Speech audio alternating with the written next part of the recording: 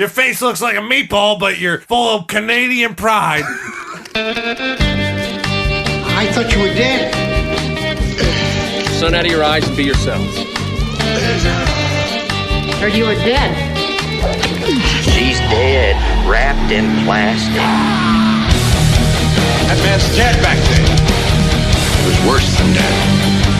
Must be dead. Is this a dead man, Doctor?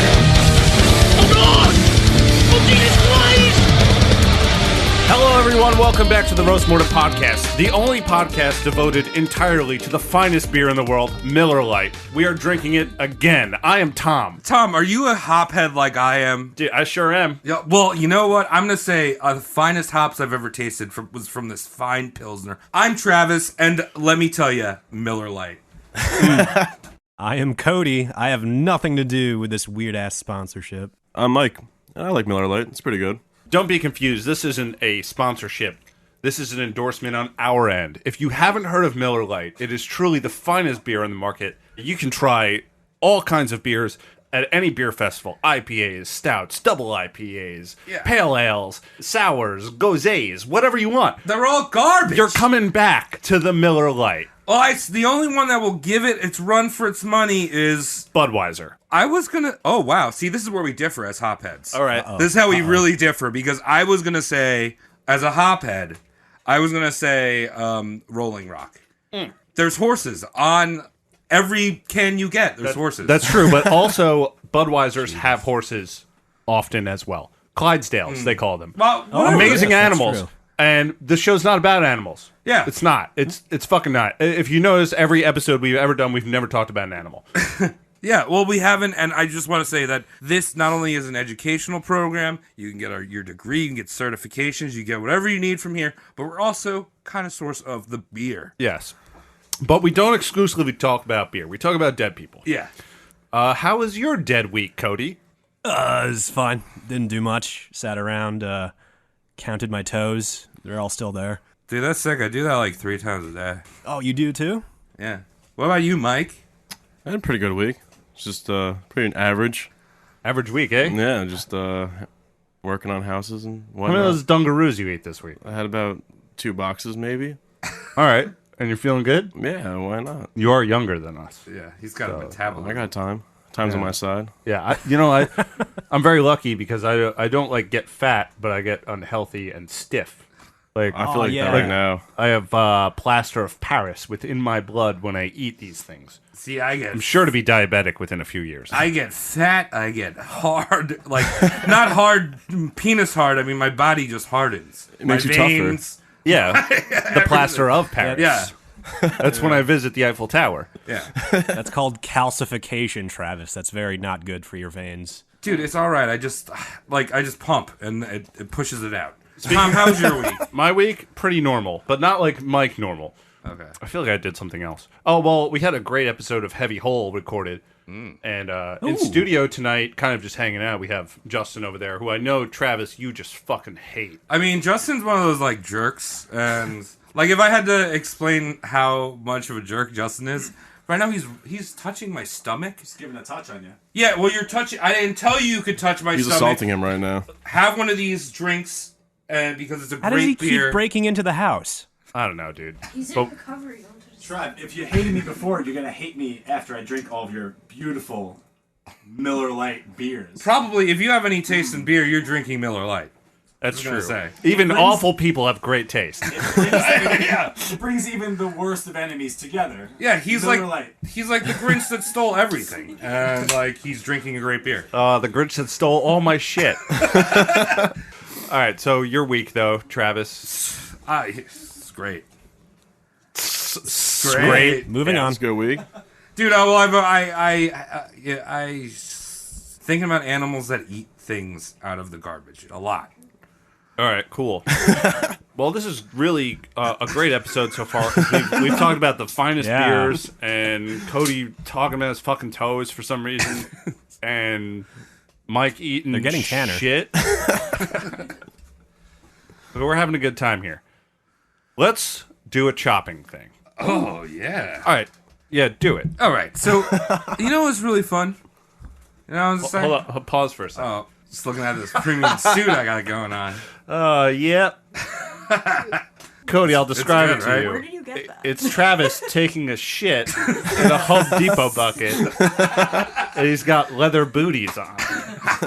I'm so confused. What's going on? Don't worry about it. All right, so let's get into the episode. All right. You know what's really fun, guys? Making fun of your neighbors. Yeah? It's like your neighbors are always stupid because they don't live where you do.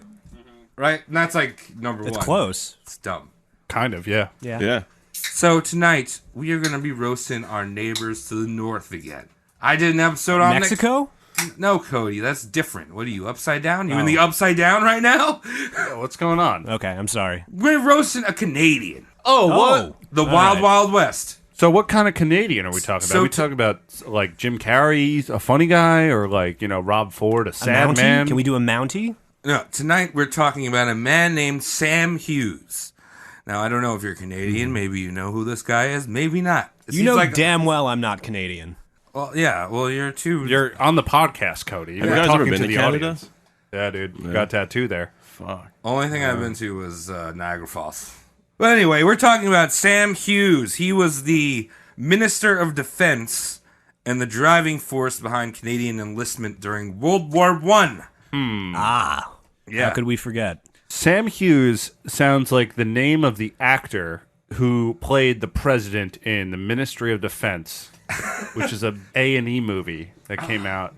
Sam Hughes, actor. Sam Hughes was an actor in the political sphere. He was a politician, some might say. Or actually, everyone would say. Was he voted into office? He was voted into office. Great, I love it. Sam was a loud, emotionally unstable lunatic. And he was so passionate and deranged in what he was talking about that he was nicknamed the Madman. Whoa, I thought this was a Canadian. Aren't those guys usually nice? Ooh, this is a Full not, of maple That's what I syrup? hear, too. I hear the Canadians are really nice people. They are. it's a not nice person. This fucker sent hundreds of thousands of Canadian men to die in the trenches of France and Flanders, while actively supporting defective equipment and supplies to his soldiers, and starting shit about generals that he appointed and discredited them, calling them incompetent, all while they're fighting Fuck over there. me. Like Gossip Boy. He's a gossip boy, right? Great actor. Spreading gossip. One of those generals was a man named Arthur Curry, and Sam called him the Butcher. Now, Was he a butcher? yeah, he was like, so everyone was shooting in the trenches, and he would just make his sausages. All right, cool. Oh, come on. Canadian maple syrup flavored meats. Well, okay, so yes, World War I was a killing field. Men were marching up against new technology designed to stack bodies. But was Sam's criticism legit about Curry? We're going to find out when we roast this idiot right now. All right, let's do it. Nice. Is that your Canadian impression? Yeah. All right, so Sam Hughes was born January 8th, 1883 in Durham County, West Canada, which is now All right. Ontario Providence. He was the third of Providence? 4 boys and had 7 sisters. It's a lot of kids. Yeah, I mean, you live with a bunch of sisters. I have 3 sisters. Imagine 7 of them. I might be gayer. Just a bit. Just a bit. Durham County was a rural country full of old immigrants. And when I say old immigrants, I mean not just they're old. I mean they are They old. all moved over there. It was like one of those Norwegian cruises that came over here with like all 70 and up people, and they were like, well, this is the last stop. We ran out of fuel. Yeah, they ran out of prunes. This ship's going to the yard. Old immigrants were English, Scots, Irish, and French Canadians. Okay. Because they were considered people. Wait. Sam's families were Northern Irish and were extremely Protestant and members of the Orange Order. Now, the Orange Order think like the KKK, but they hate Catholics. And instead of dressing up in white hoods, they look like the Kool-Aid Man, but for Tropicana. Also, the person who named them the Orange Order, correct? That's Yeah. is like that one guy who had ate an orange once, because it was impossible to get oranges at these times. So the guy who ate it once just told people how cool it was to eat an orange. Really annoying. Tropicana Dave. And he's just like, we're calling this the Orange Order, brothers. Yeah, exactly. They're super pro-English and pro-Crown. So suffice to say, Sam Hughes turned out to be a racist boy. He hated Roman Catholics and also French Canadians. And if you live in Canada, you're going to have to deal with the wee poo poo marcels. You know what I mean? No, I don't speak French. Yeah. No, yeah. Pick up Muzzy, dude. It's easy. You're doing Duolingo. Yes, that's Stupid. French they are speaking. So now if you look at history's most shitty generals or military men, there's usually some sense of destiny fulfillment, right? So like their father was a general and they wanted to be like daddy, or they had a military lineage and somehow they feel like they were just born a tactician, you know? Right. Uh-huh. Like there's people that are like plumbers that are like that. My dad made shoes. How are you doing as a cobbler, Cody? Oh, my fingers hurt and I can't get the soles to stick. Awful. If I liked pie, I'd probably like peach cobbler, but I don't like pie. That's not, no. I can't believe that you don't like pie. It's gross. I like meat pies, which they have in Canada. You I just think. don't like fruit, dude. Yeah, well, you know what? I'm not a Tropicana boy like this idiot. All right. Wow, nice callback. That's fine. What? So, in Sam's case, it was the latter. He had this military lineage. Both of his grandfathers fought in the Battle of Waterloo for opposing sides. One under Wellington, the other one under Napoleon. I don't believe Sam actually met his grandparents, but he said, "These two old veterans gave not only an inspiration, but an education throughout my life." All right. That's Okay. fine. I mean, most people don't meet Jesus and live by that shit. So what are you going to do? But, like, were you inspired by... Like, I never met you and one of my grandparents, and I don't walk around saying, like, "Oh, my God, I am the best ice cream maker because my grandfather was an ice cream maker. I've never met him. He never taught me his secrets of ice cream making." Yeah, I've actually done some thinking on this. I wish I was a better storyteller because I've taken after my grandma's storytelling. It hasn't served me well. I go on tangents. Well, you like painting pictures. I like painting pictures. I can put you in the room. I just can't tell you what's happening in the room. So Sam, Okay. Sam joined the Canadian militia at the age of 12. Young little boy. Well, you got nothing else going on. Yeah. That was like normal back What then. do you too. ask?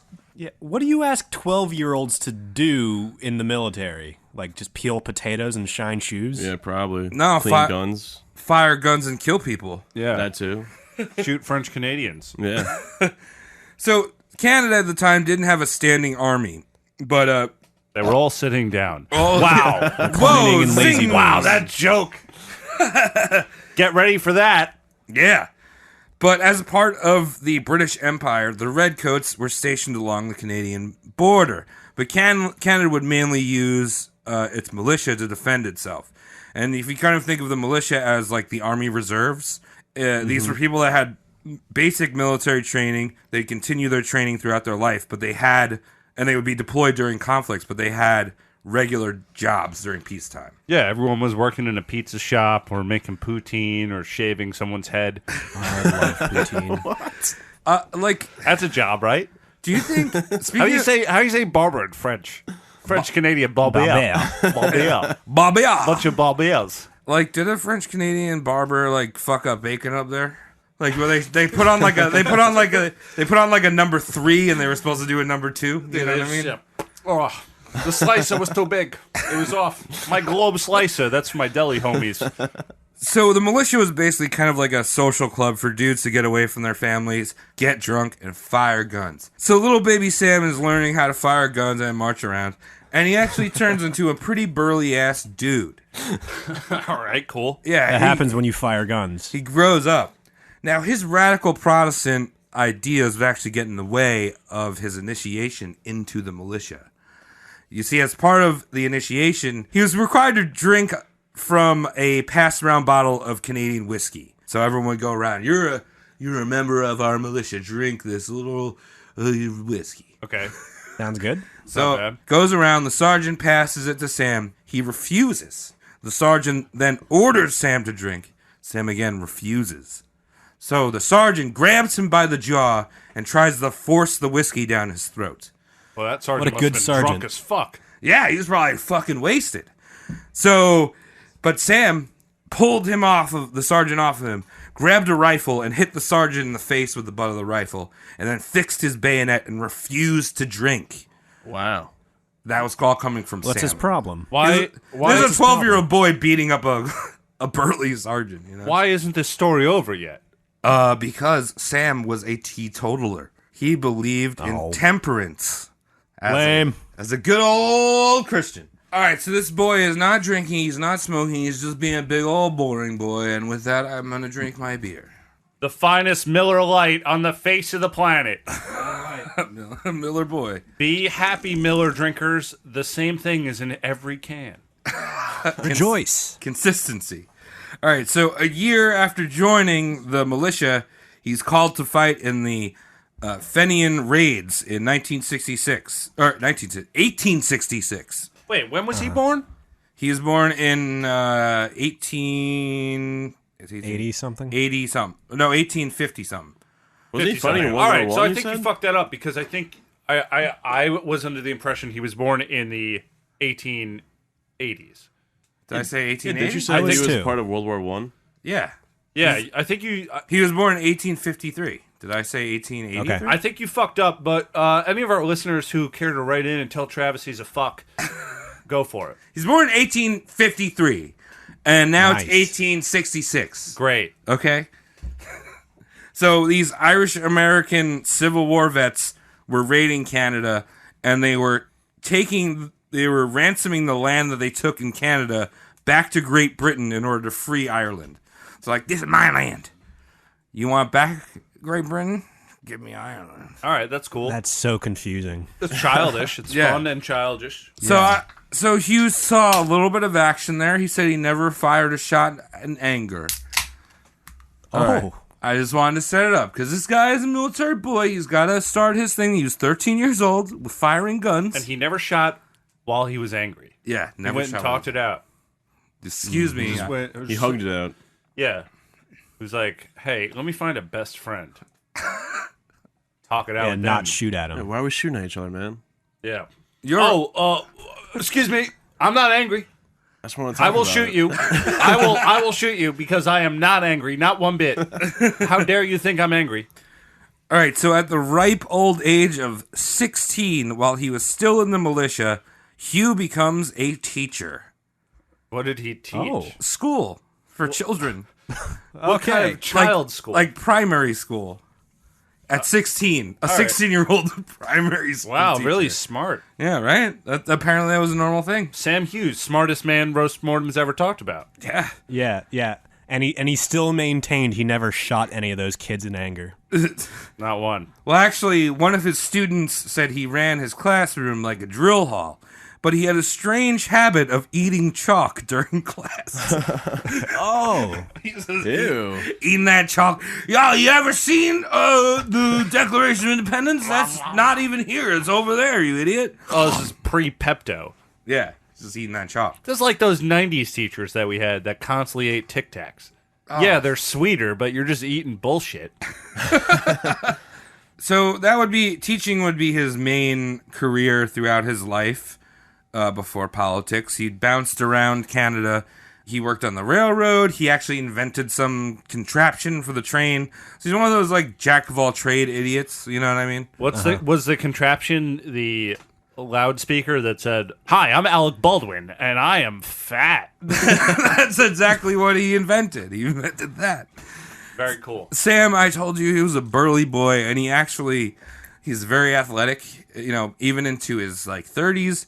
He played on Toronto's champion lacrosse league. Oh, Lax it up! Sick, Yeah. Yeah, bro. Yeah, bro. Yeah, bro. You said he plays lacrosse. How many kids did he have? Because when you play lacrosse, you get a lot of impregnantes. Oh, yeah. 15. He's so impregnantes. He had a bunch of kids. Yeah. He was popping them out. He was like hitting them black sticks. He was like going around the goal. He was like shooting at the side. Lacrosse players Cradling. always have the most babies. Cradling. I read that somewhere. I just wanted to whatever athlete out of all the athletes, lacrosse players have the most babies. I just wanted to show you what his lacrosse team looked like because I that's thought actually this pretty was cool. hilarious. This is Sam Hughes here. Wow. But look at these sticks. They're like, Wow. they're going fishing. Thomas, paint me a picture. These schmucks look like they're in prison. Yeah, right?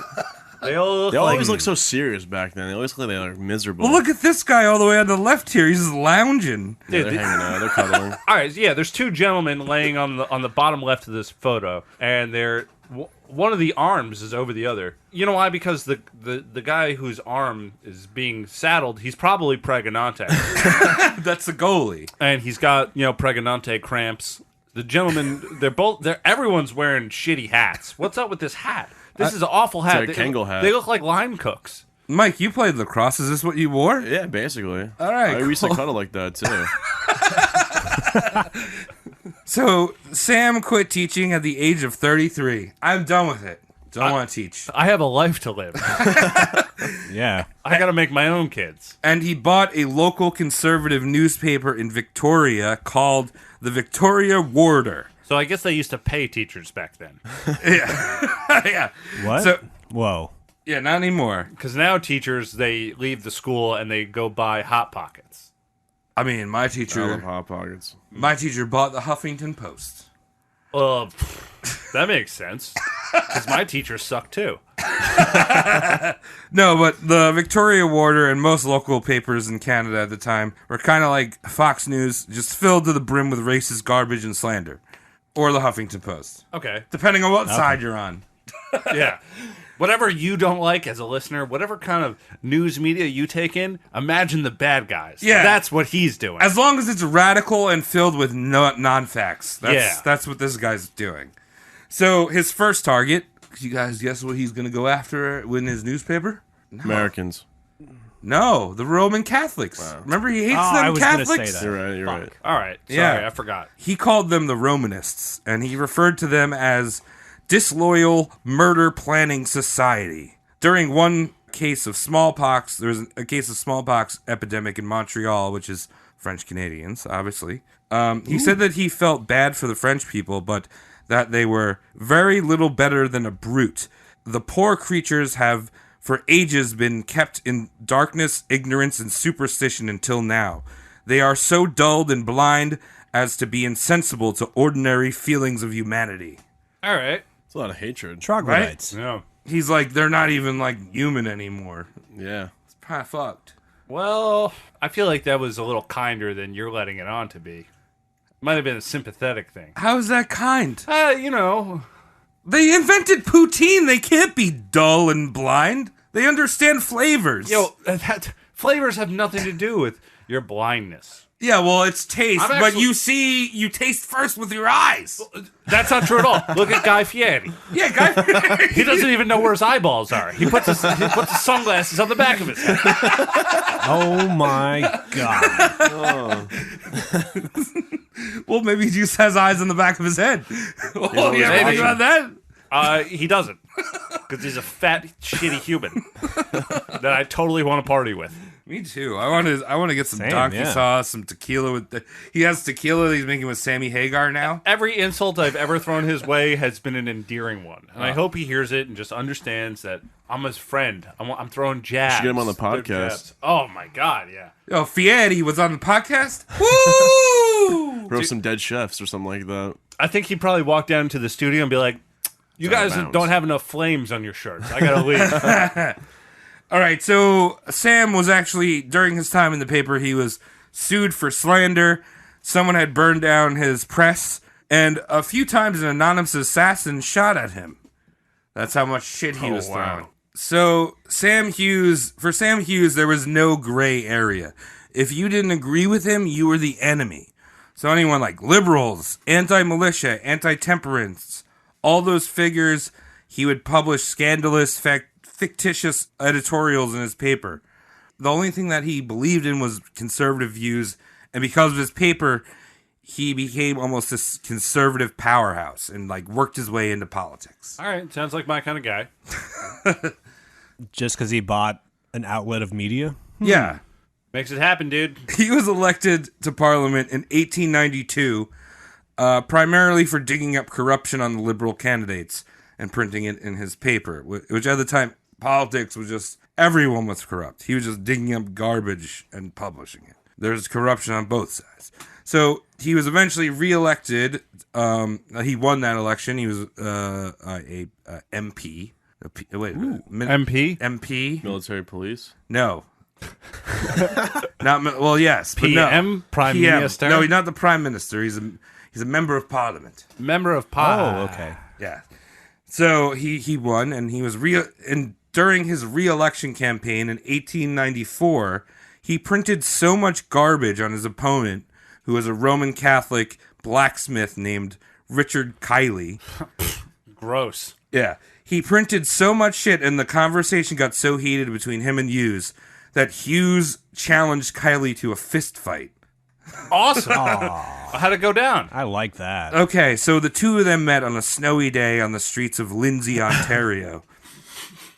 And Awesome. Take your bets, everyone. yeah, there was a crowd of bloodthirsty constituents all cheering them on. We're taking all the bets at patreon.com/roastmortemcast. Send us your $5 bets. So two square off, right?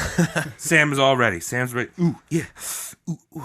And then Kylie's like, oh, no, my blacksmith, though. Crack my knuckles, hit a hammer on the floor. And all of a sudden, like, the first blows are done, and Kylie haymakers Sam in the face and knocks him to the ground.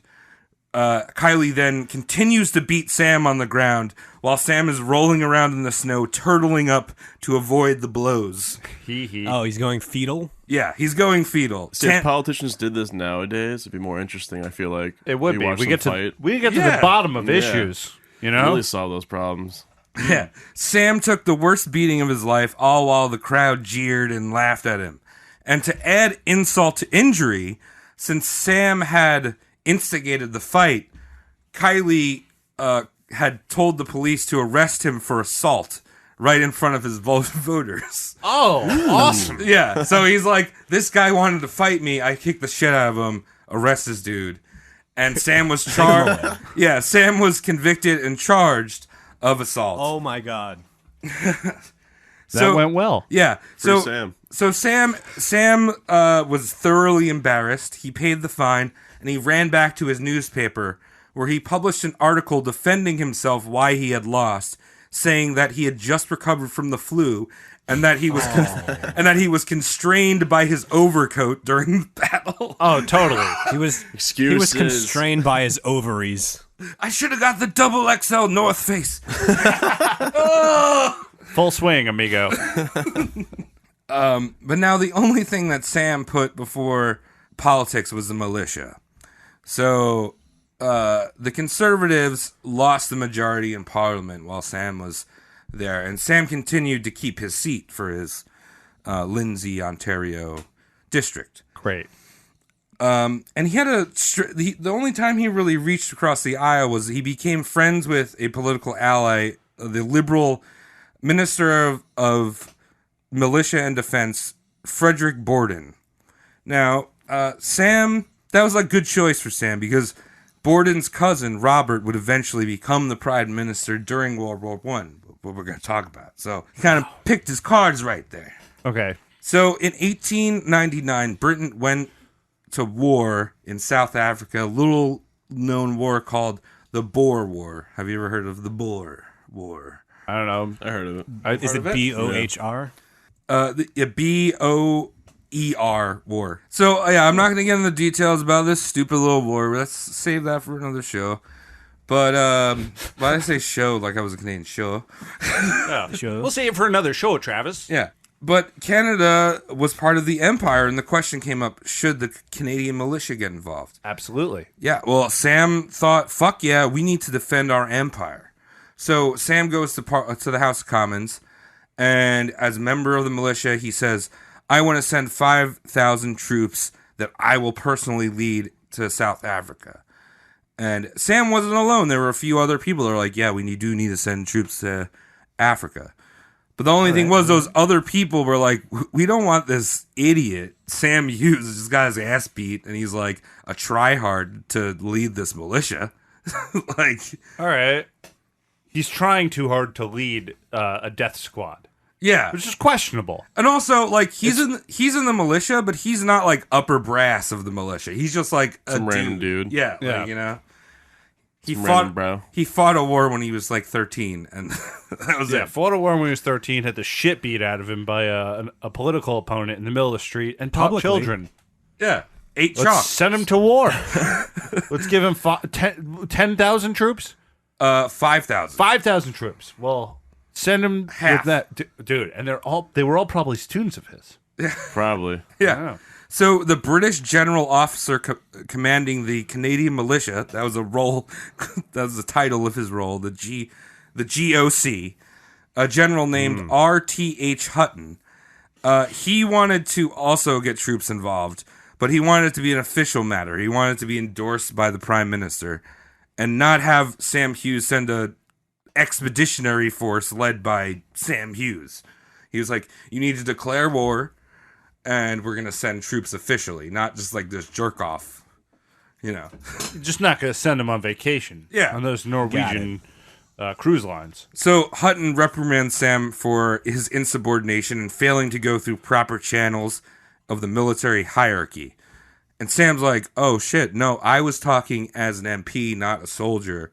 So he fires back at Hutton, saying that he's stifling support of the Empire in its time of need.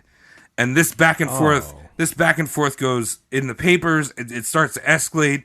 Sam's calling him every word in the book. Sam love to fucking You nincompoop. Yeah, you little you stymie wogger.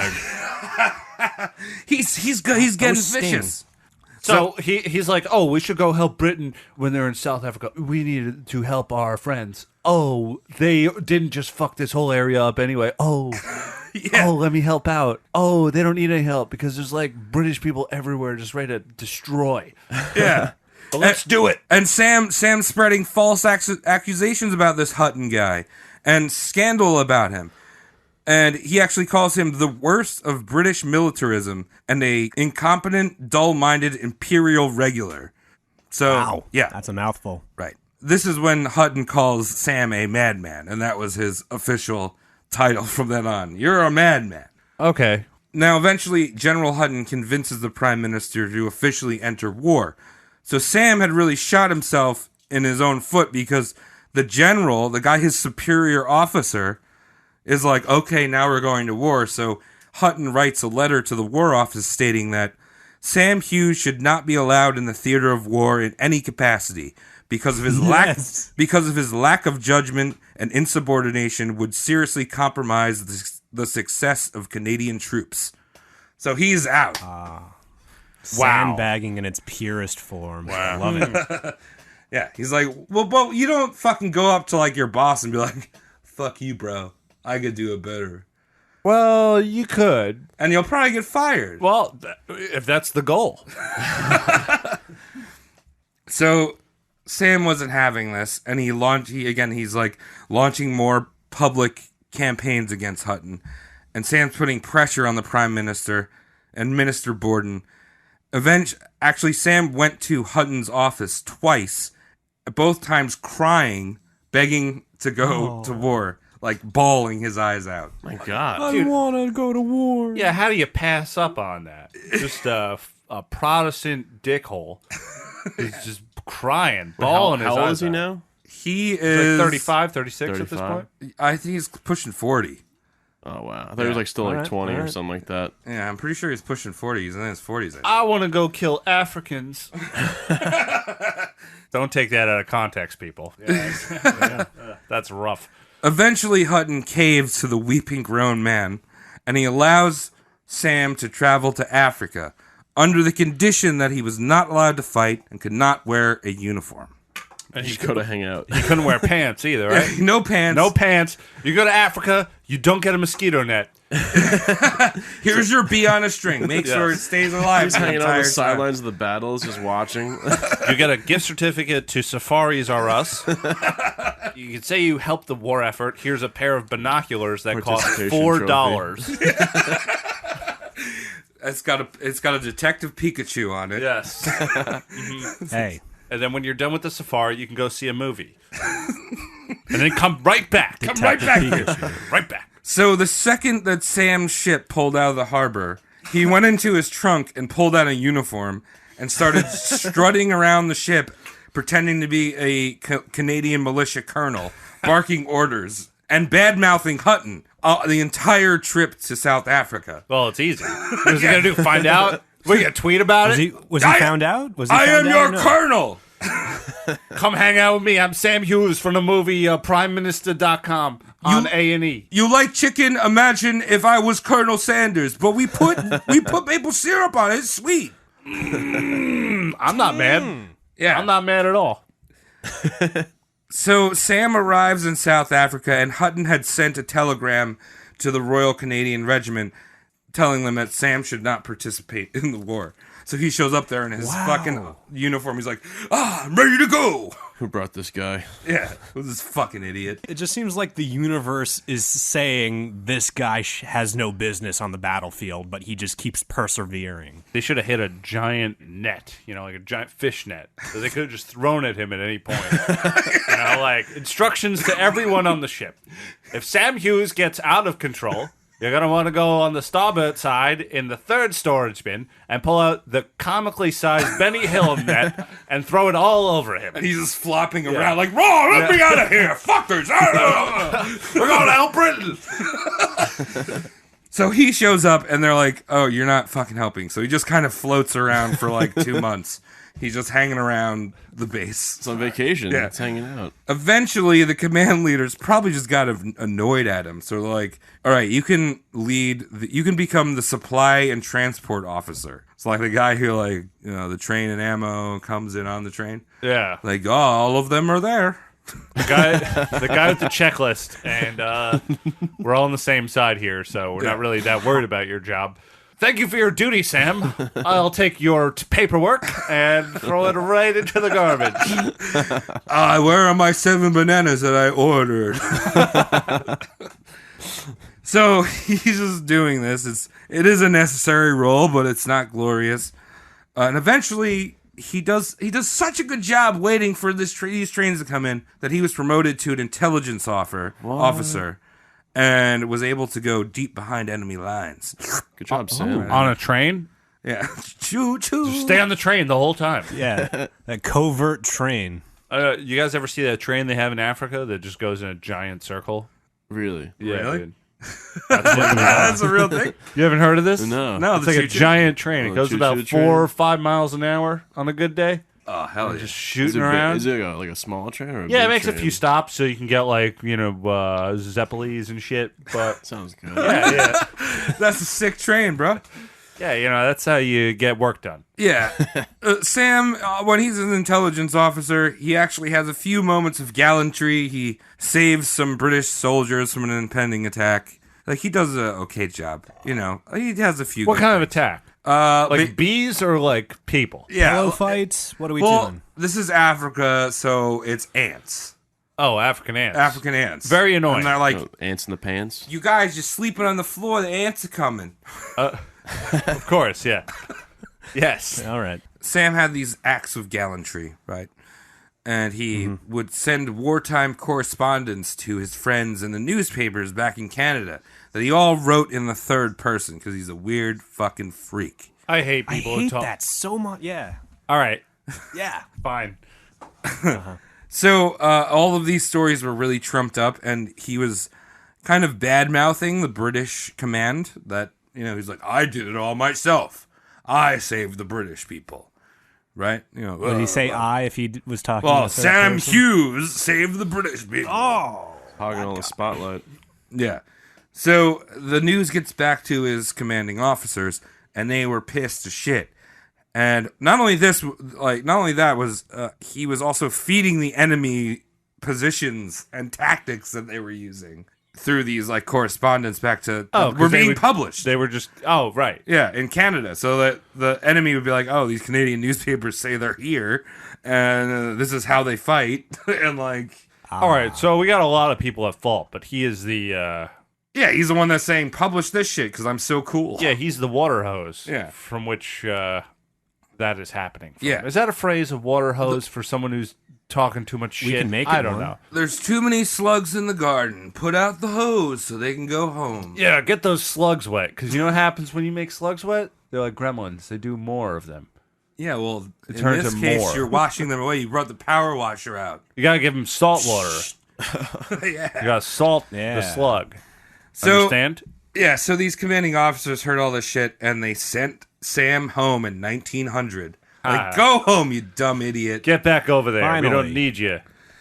So once Sam got home back to Canada, he was walking around bragging about all of his battle experience. Even though he really didn't like have that much combat, he was like, "Oh, this one time, these ants were gonna eat all my friends. That I saved them." Nice. That's good. Well, he probably shouldn't have been smothering them in Canadian maple syrup then. Little pockets full of maple. Jemimas. Yeah. Yeah, he was the Aunt Jemima of that war. Put that together. So he just like wouldn't stop. He would say like that he taught the British how to fight.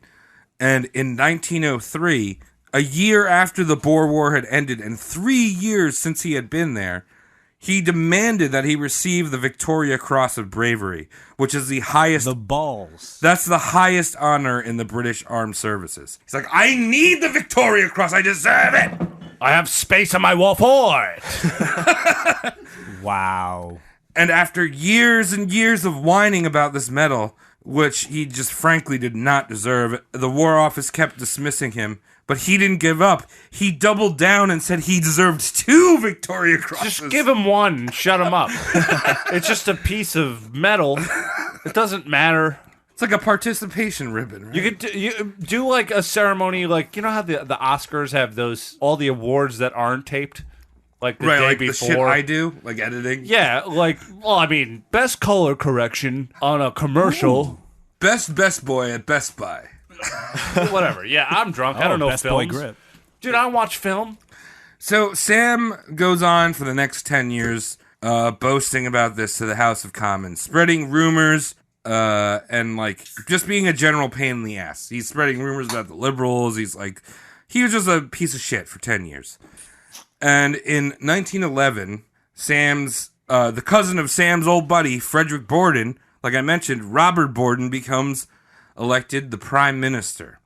So here Sam sees a career advancing opportunity. He's like, Mr. Borden, can I have a meeting with you? And he hasn't boarding. He begs. He starts crying again. Did he ever motion like that? Of a meeting with you? For those of you at home, I'm talking about sucking his penis. Yeah, Borden. Let me board you. Yeah, let me have a meeting with you. Meeting. That's a real soft and long M. Meeting. No, You cry more. Yeah, he's crying to Daddy. He's like, Daddy.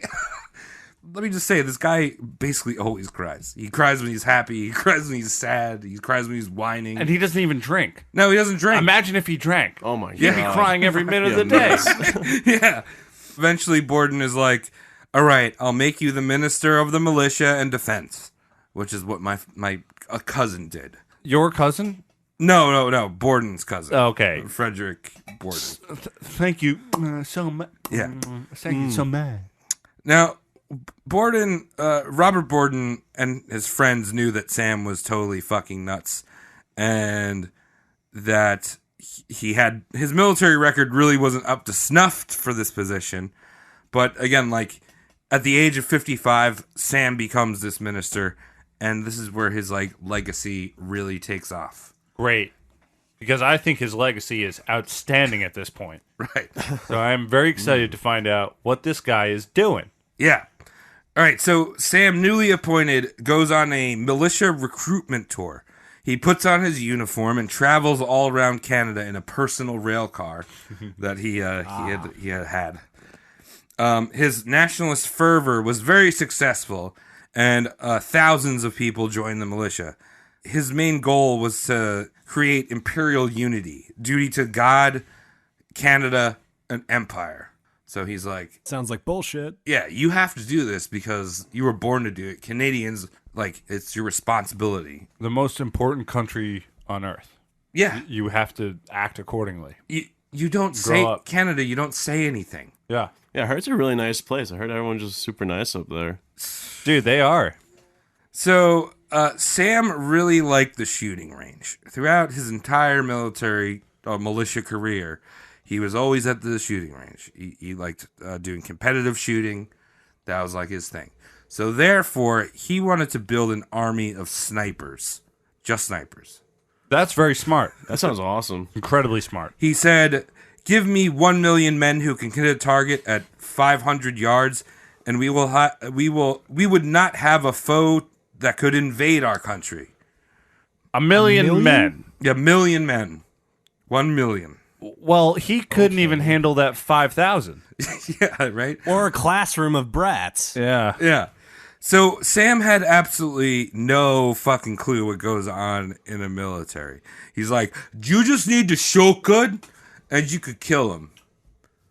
Yeah. Which is, I mean, he's right, but there's more to it. It's it's an elaborate, just kill him. Yeah, you can't just have snipers. Like, there's also things like artillery, engineers, medical units, logistics, communications. Like, the just sniper tactic would not be invented for another 90 years when Call of Duty 2 came out. Wow. Oh, you beat me to it, you fuck. But see, if you have an army of all snipers, you won't see them coming. So there's no need for all that stuff. Oh, yeah, well, you know. It's got a no-scope 360. Yeah, no-scope 360 then. Right, Mike? Yeah. I play Tetris. All right, old man. In 1911... Have you guys played Tetris?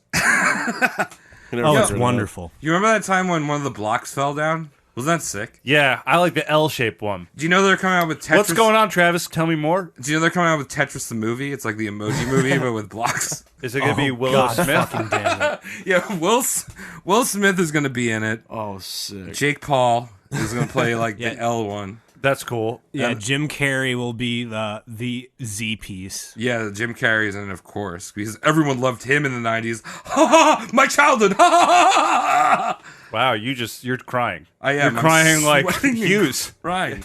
All right. Well, in 1911, people were like, "Yo, Sam, why are you really trying to make this sniper army? Like, there's no war right now. Like, we went to South Africa. Like, whatever. Nothing happened there. It's Canada. Like, what's kind of we're just tapping into those maple trees and like I don't know, Zambonis. We don't even know what most of our property looks like. Yeah. Like, most of Canada is unexplored even today. And I just made that up, but I feel like that's the case. I really feel that. Well, that's... Thomas, do you know how Canada has its name? No, I don't. It's from Akanada, which means literally nothing there. Really? Yes. Oh, I didn't know that. Well, yeah. Here I am feeling correct again. Well, Tom, I mean, that is what facts are. If you feel something's right, just yell it. I knew it, dude. Gotta follow your gut. Fucking knew it. The louder you are, All the right. righter you are. So I feel like Sam Hughes is one of those guys who's always right. Oh, yeah. Always right. He's probably got a similar gene to me, you know, just really gets things, sees it as it goes, you know. You might be a direct descendant. I've just never gone to Africa before, but put me over there, I'll get all my friends I'll get them in an Airbnb. Save them from ants. I'll do Can it. we take a road trip? Yeah. Can we take a road trip? I want a that'd road be trip. so cool. Let's road trip, dude. to Africa. Yeah. We'll start in Canada. All right, and then 1914, Archduke Franz Ferdinand is gunned down, and World War I begins. Now, Britain makes a proclamation of war against Germany, and by proxy, Canada is now at war. And Sam is fucking stoked. He's like, "Fuck yeah, my snipers! Never met a German. Hate him. Hate them! Hate those guys. What do they do? Roman Catholic? No. All right, whatever. Hate them. Hate him." This is what he's been waiting for. His army, the militia, would finally get their chance to die in the mud in one of the greatest losses of life in history. And I love dying in the mud. Sam essentially becomes Canada's warlord, whipping the country up into a national frenzy. Sam is in charge of mobilizing and recruiting Canada's war efforts. By this point, along with the militia, Canada had built a small, professional, trained standing army. So like pros, like that aren't militia. MLG. So let me convey what I'm Paint a thinking. picture? Because I'm going to paint a picture of what I'm thinking, which is absolutely correct because I feel it. Mm-hmm. It's really easy to be a warmongering general in a country in which it takes 3 months to get anywhere from. Right. They're in Canada. Right. The war is on the other side of the Atlantic. It takes 3 months to get there. It is so easy to get pumped up. Yeah. And just, we're going to do this, guys. You ready to do this? All he has to do is put jock jams on. Well, jock jams, even if you play it for like 2 weeks straight on that boat trip. You're gonna get That's tired a war of it. You're gonna crime. get numb of it. You know. Yeah. So you really want to play some Celine Dion on the way over, and you want to ramp up, and then Justin start to Bieber. throw some Jock Jams in there. Throw a little Jock Jams. What about Justin Bieber? He's a Canadian. Dude, he wasn't around back then. Jock Jams was, Celine Dion was. Yep. So it's really easy to do this because, like, you're the little dog on the other side of the fence, just barking at the big dog. You're Right. never going to get over that fence. I mean, imagine if they had Drake, though. Drake is tight. They'd be unstoppable. Right? Oh, They wait, would be Drake. on Drake. I was thinking of someone else. Drake is not tight. I was going to say, that doesn't sound like Tom. No. Who's sitting across from me? Drake is awful. I was confused. I grew I was up. ready to shoot an imposter through the internet. I'm an American middle-class white boy, and I feel much tougher than him at any given day. Honestly. Dude. I don't say that about a lot of rappers, but Drake I will. He was on Degrassi. That's pretty fucking, You remember that shit? He got shot. And he had to sit down for all Yeah, of he it. had to sit down the He entire got shot. time. That's why. That's hard. Dude, I sit down for work, but I still feel like I sit down less than him. You have a standing desk. I've seen it. All right, so he's whipping all these Drakes up into a frenzy, right? Yeah. Like he's starting the Drake factory where they make Where they make the cakes, cupcakes. Drake's Yeah, cakes. Drake's cakes. I was gonna Canadian goose, Yeah, nice. Canadian geese, and right, so they're doing all this, and so Canada actually has an army at this point, like not just the militia. There's like a real army. They're trained and they're paid. It's really small. It's about like 1,000 troops. Oh, great. Let's put him 3 months away from us. No, so Sam is like, fuck the professional army. I want my untrained militia to fight the Krauts. So he sends Canada's professional army to the Caribbean to replace British troops that were being called to the front line. So he sent them to Sandals Resort? Yeah, he sent them to Sandals. So he can send more British people to die? Yeah. It's a good plan. Yeah. It's a really good plan. So he sends those fuckers off. Now, Sam is the definition of a micromanager. Like, anything involving the militia went through him. He was incapable of delegating authority. Like, simple things, like a small-time, officer's promotion had to be approved by Sam Hughes. Okay. So he would personally appoint all officers by hand, right? And most of them were fellow conservatives, regardless of their qualifications. Like all contracts for equipment, ammunition, arms were all produced and handed out by Sam to all of his buddies. And those buddies would receive honorary military titles for doing nothing besides making guns or something. That's pretty cool. Well, that's kind of what he did. Yeah, he's very big on being promoted for nothing. This is how it's done. This is how it's done. Come on. Yeah. So Promotion, please. he was all about loyalty and patronage, and that was like what he did. And his cronyism actually gave, the papers were kind of picking up on him and like being like, why are all these guys that really don't know how to make guns, like making guns and like making shells for the artillery, like don't know how to do it. And one of the papers called Sam a maggot eating the heart of Canadian life. Some harsh Wow, words. that's good. Yeah, right. That's some good words, right? So, regardless of all the haters, Sam enlisted over 95,000 troops, and then he got his crony contractors to construct a new fort at Valcartier, which I looked up, and that's how you say it. It's Valcartier. Nice. Valcartier? Yeah, you did it better than I did. Yeah, I know. Valcartier. Because you're Travis. Yeah. Valcartier. I wrote Valcartier. Valcartier. All right, you're good. I know. You're one of those good boys. I mean, I could say it again. I know. Say it again. Do Get it. them all Do wet. it. Do it. Valcartier. So he makes that Valcartier. He makes the Valcartier. Valcartier! He makes the Valcartier in a month, with Oh, you all know these contracts. Valcartier too? He's my cab driver. Right, Valcartier. And he assembles the first contingent army of 35,000 relatively untrained troops at this new fort he constructed. Now, Sam would not allow French-speaking regiments of Quebec to join. Even though there were many seasoned, experienced soldiers there, he was a racist idiot. And he was like, I don't want you there. Don't even do it. Don't wanna. But then the people of Quebec, they fought back politically, and eventually Sam capitulated, and one French battalion, the Royal 22nd, was made. And this battalion would actually become the most decorated regiment in the Canadian division. So these were the French people that he didn't want. Yeah. And eventually, they were like, okay, you can have one battalion. Okay, and these guys went on to become the best dudes in World War I. We will not tolerate this. Well, anyway, at Valcartier, No. the men trained for the Western Front by conducting military parades in front of Sam Hughes. Often he would be weeping in front of the sight of his boys. Oh my god.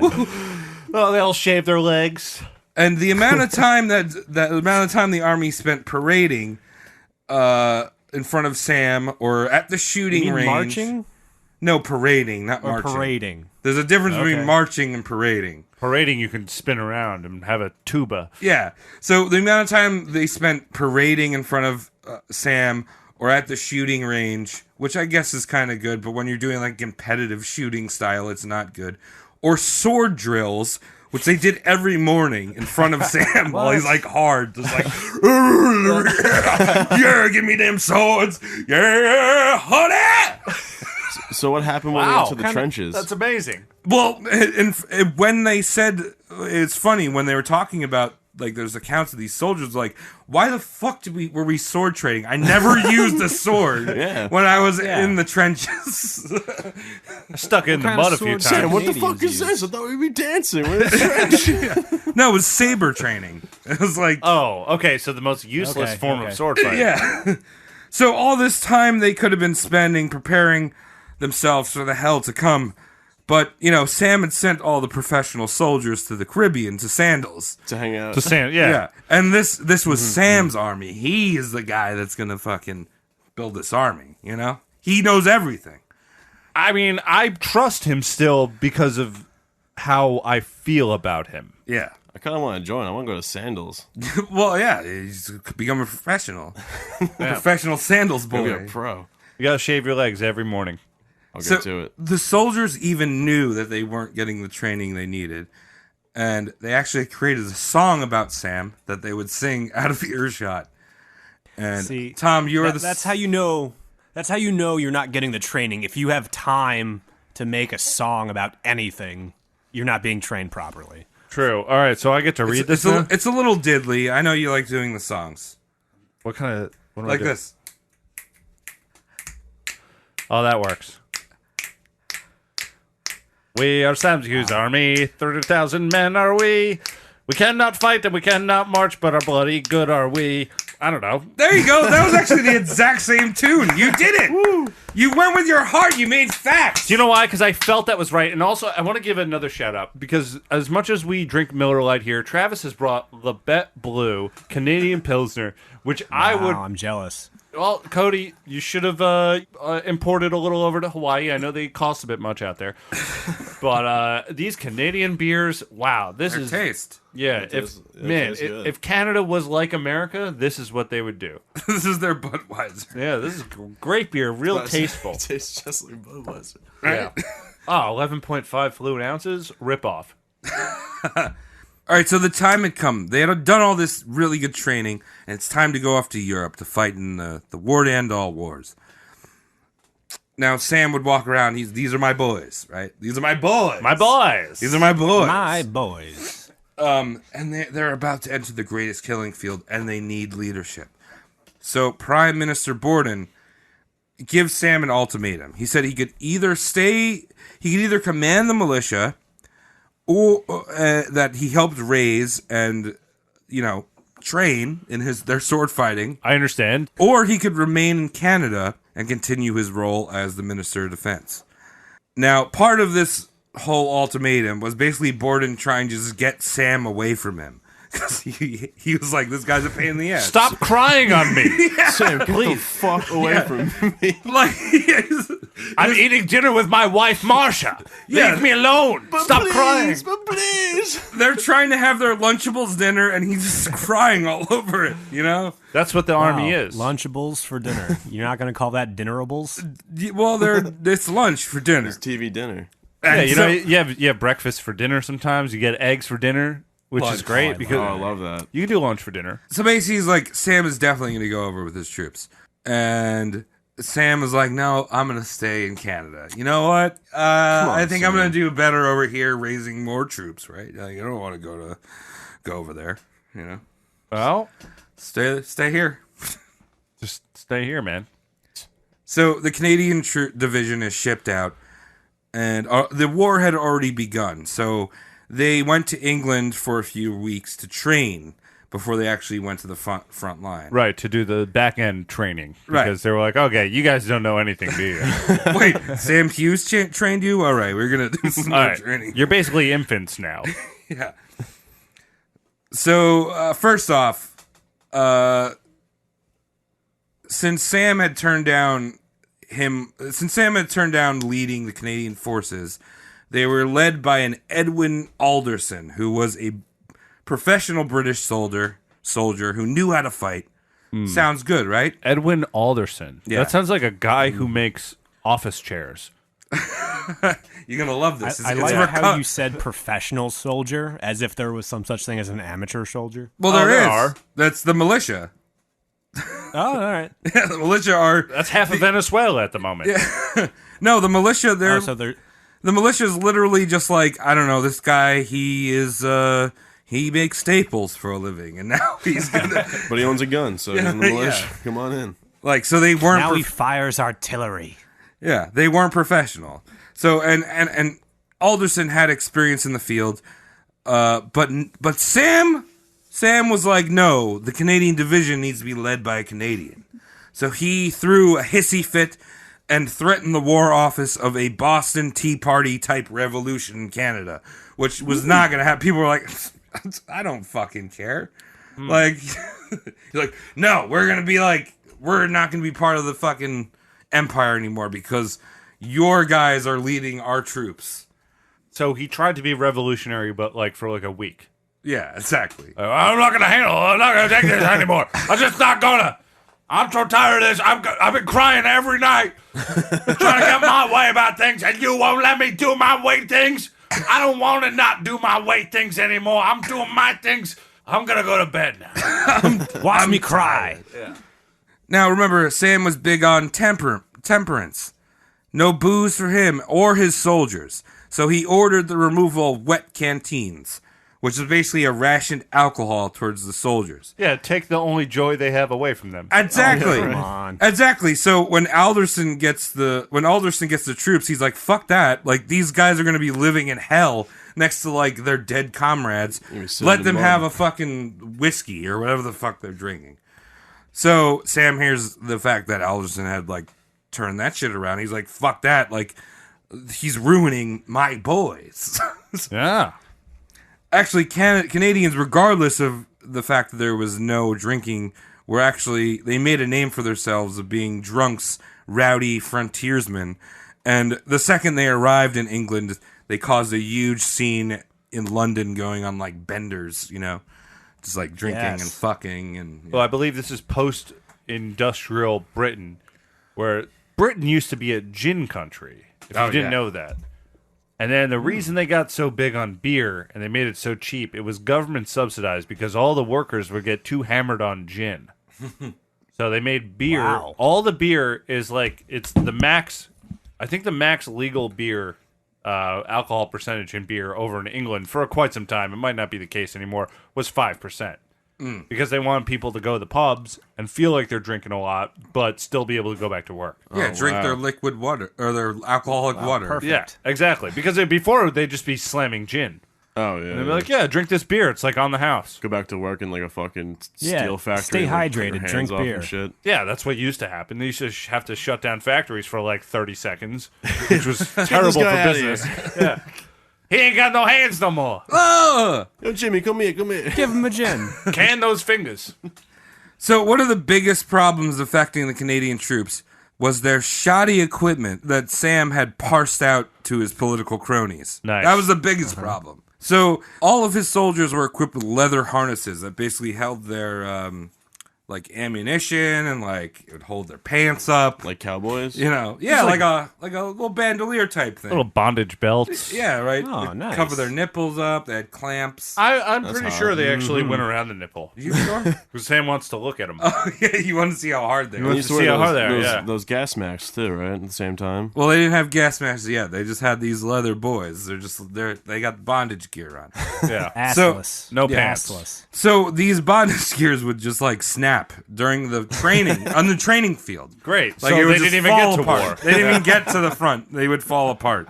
Excuse me, officer, my butt plug fell out. Now, also England had been particularly wet that season, probably because these Canadians showed up. And they're like, BDSM material, yeah. so Oh, they're all 69ing. yeah. So the training field that the Canadians were given was really muddy and to Sam of subpar condition. Of course. Yeah. Well, when you fight a war, you want to fight in prime condition. Yeah. Which you know what? For them fighting in mud actually emulated what they were going to be doing, you know, Yeah, 'cause when they they're got there. They're in trenches, Yeah. which happen to, if you didn't know this, water goes down based on gravity. It will run down What? into trenches. Wait, Really? So imagine this. So Tom, why did Jack and Jill go up a hill to get water? Because the well runs deep, my friend. Because they're fucking. Oh, they're fucking at the top. Oh, you're getting all dice on me? You don't even like dice. I don't. There you go. So, all right, Canadian boots. Another thing that Sam had given out through patronage. They just dissolved in the mud, leaving the soldiers barefoot in the trenches. Very cool. Douchebag. Yeah. This guy sucks. The soldiers actually called them sham shoes, which was a dig at Sam, like sham shoes. They just deteriorate. Oh. Yeah, they would fall apart barefoot. Oh my. Would they clean their feet off with ShamWows? Whoa, Billy here. The Canadians are deployed to the front line. Live combat, shoes falling off, leather straps dangling. Like, you know, like they were all going to the dungeon, trying to have a good time. They're Yeah. barefoot. So here's the biggest travesty of Sam's patronage. Before the war, Sam had the task of sourcing the standard issue rifle for the Canadian forces. Now, the rest of the British Army used the Lee Enfield rifle. But due to supply and demand, the Canadians had to develop their own standard issue. The maple syrup 425. Wow. 425. Shoots juice. 555 20 mustard caliber maple syrup orangutan Pancakes. discharging bear rifle. I think Gas powered. I think the discharging part just really kind of set me off. Yeah, dude. I love milky discharge. Love discharge as well. Oh no. So welcome the Ross rifle, like friends. This is I've Ross never heard rifle. of this. You've never heard You never heard of the Ross rifle? Racial No one sorry. told me No. I was gonna shoot this way. That's Canadian Friends. That's actually, I didn't make any of that up. That's the Canadian Friends. that's They legit. don't broadcast it here. They get our friends, so they can compare. But over in Canada, our Canadian listeners just write in. Tell me how correct I am. Yeah.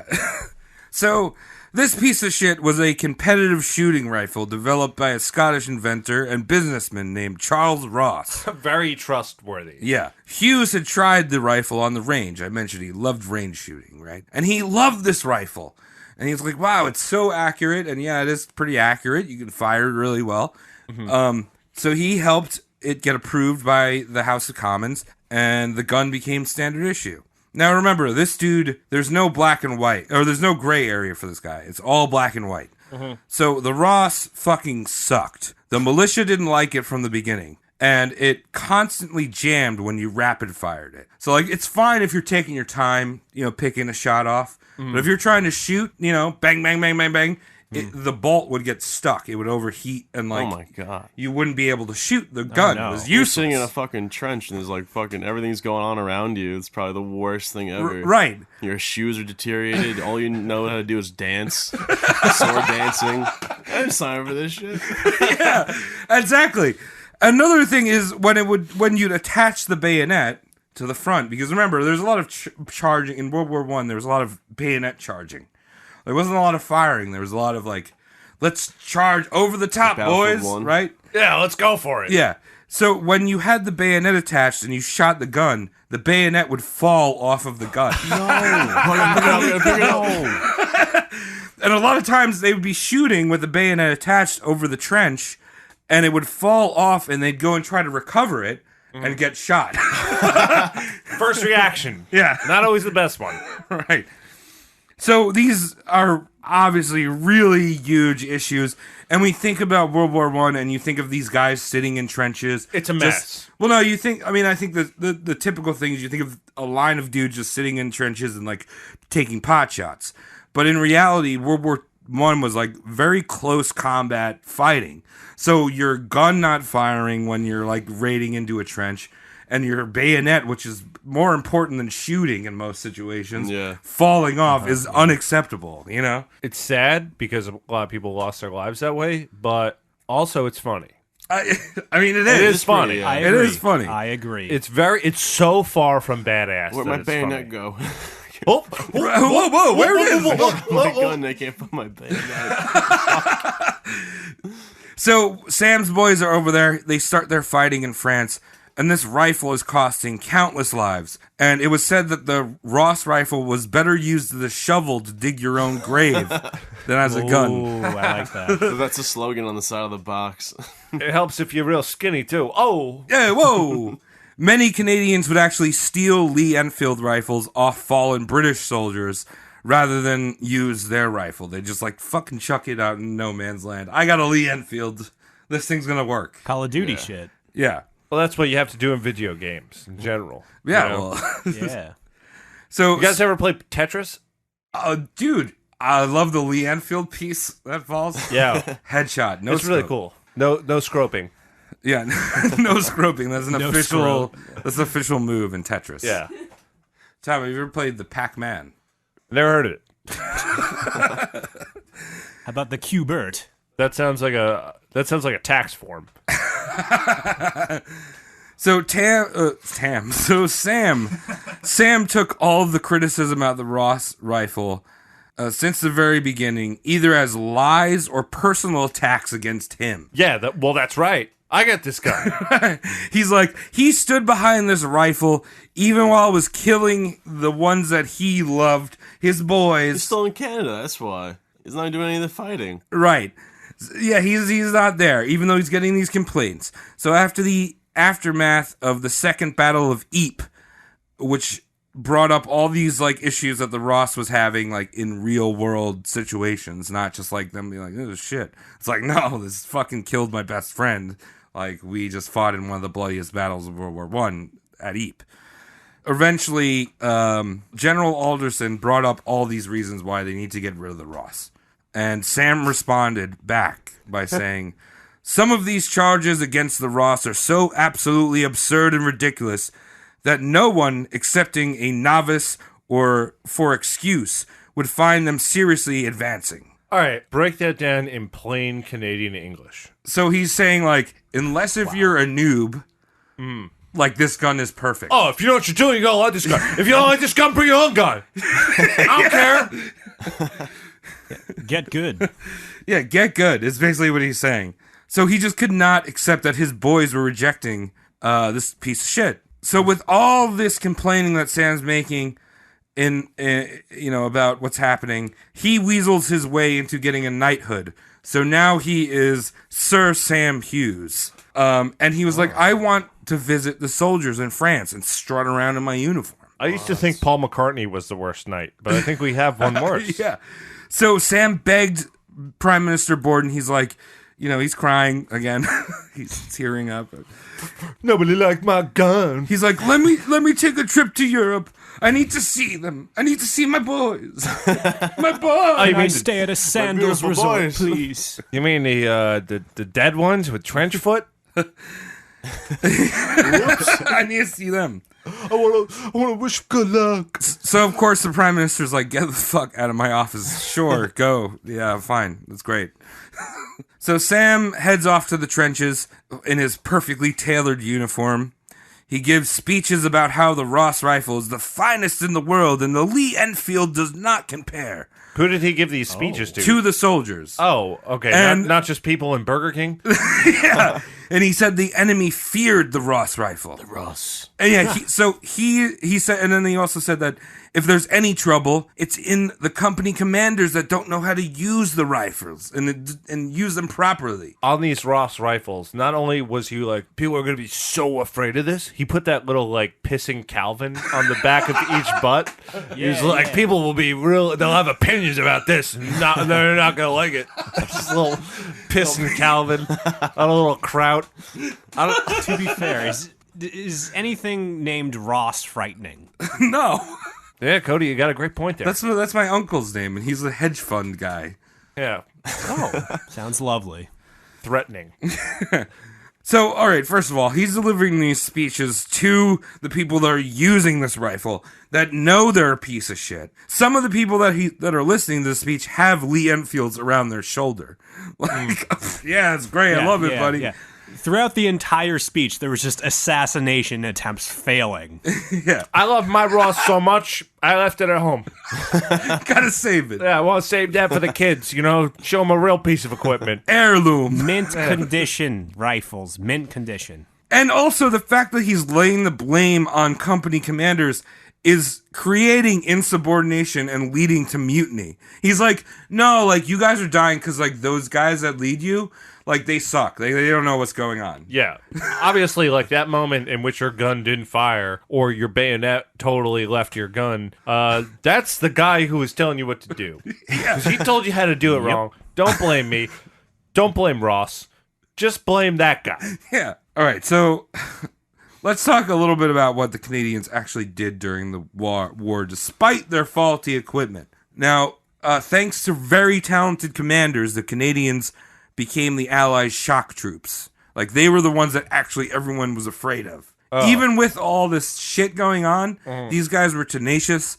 They survived some of the first gas attacks by basically their commanders saying pee on something and put it over your face. I wouldn't doubt it. Yeah. They've been like equipped with like the worst equipment and shit. They've survived that. They're probably fucking mean motherfuckers. Yeah, they were really mean, and people saw them as like frontiersmen. Again, like Canada, there's nothing in Canada, so they're like, oh, these guys just came out of the woods and They're all they're barefoot. Like, yeah, they're barefoot. They look disgusting. They got mustard gas stains all over their faces and lapels. Covered in mustard, though. The mustard troops are here again! Oh no, not the mustard boys. And they're French Canadian, so I will say the Dijon mustard men. Oh, beautiful. But the Canadians did shape the war in favor of the Allies. Canadians sent over 600,000 troops to the battlefield and fought in some of the most important battles of the Western Front, such as, like I mentioned, the Second Battle of Ypres, the Somme, Vimy Ridge, Passchendaele, and the final push, the 100 Days Offensive. Why do those all sound like Digimon? They are. They are Do you have Digimon. any normal sounding battles, sir? Ypres. Eep. Yeah, Eep. Just for the record, I don't know anything about Digimon, so if that joke didn't land, that's your fault. It was good. It worked. So all of those battles I mentioned that were Digimon were the meanest Digimon. These were holographic Digimons. Wow. Incredible. Like, they were very hard. And I could nerd out so hard about each individual battle, but we would be here for a week, so I'm going to save that shit. I'm going to save that for, like, another show. All right, great. But all you need to know is the Canadians actually did kick ass in World War I. They were really Nice. Influential. Okay. So one of the shining leaders of the Canadian forces was a man named Arthur Currie, who I mentioned at the very top of the episode. You did. They called him the Butcher. Ooh. Now, Arthur was a Canadian that joined the militia in 1897, and he was actually an insurance salesman in Victoria, British Columbia, before joining this war. And well, he was insurance salesman while he was in the militia. Okay, that's fine. Yeah. I don't know what you want. So he had worked his way up to lieutenant colonel before the war, or lieutenant if you come from Canada and Britain. And Sam Hughes and Arthur had actually met a couple times pre-war. Arthur was a liberal, but he impressed Sam by standing up to him and refusing to bend on Sam's stupid rules that he was trying to make. He was like, no, I'm in charge of these guys. You can't have them parade right now because they're supposed to be doing something else. And Sam was like, oh, how dare you? And he was like, oh, actually, I kind of like you because you stood up for yourself. Yeah, I said something dumb, and then I'll be like, good job, guy. How are you? So Sam's son, Garnet Hughes. What? Garnet. Son of Sam. Garnet Hughes, the first GPS system. Yeah, the Garnet. He could work his way around the battlefield. He knew. Mm-hmm. So Garnet actually pushed his father off a cliff. No, to give Curry his own brigade. And so it was done. And Curry kind of felt like he sold his soul to the devil because by accepting this command, he felt like he owed something to Sam. Yeah, he was working for a dick. Right. Yeah. So, and Sam expected something from him. He was supposed to be his puppet.